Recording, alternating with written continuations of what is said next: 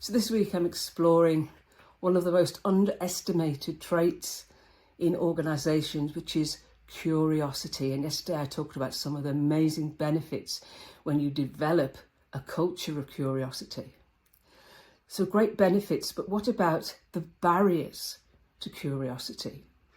Well, one barrier is not giving people enough time and space to be curious, to seek out better ways of doing things, to solve problems, to ask questions, to innovate.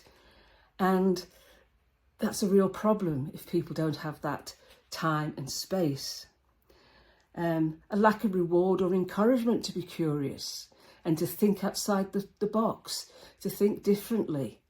And when you see people being curious and looking for better ways of working, we should reward and encourage that behaviour and use positive and reinforcement to say, I want to see more of that.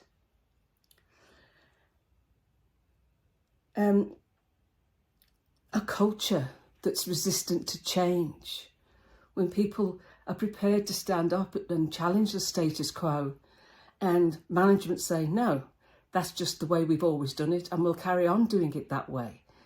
The culture needs to be curious. It needs to think differently and not just accept things for the way that they are.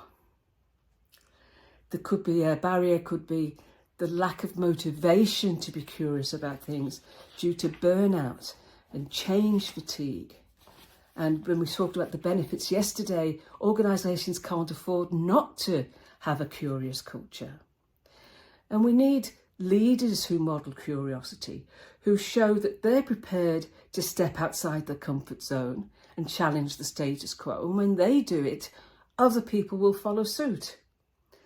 And a fear of doing something different, a fear of stepping outside your comfort zone is a barrier. And I've said disconnect, that learning and working are seen as two separate activities, and they're not, they're integral to each other. You should be able to learn while you're doing the job and learn by being curious and getting information from other people. And the last barrier is risk aversion, the aversion to trying something new in case it fails. If we're not failing, we're not moving forward. And I don't like to use the word fail, as you probably know. I like to say setbacks. Okay, we've had a setback. We'll learn from it. We'll celebrate it and we'll move on. So there has to be an acceptance of a level of risk to encourage curiosity.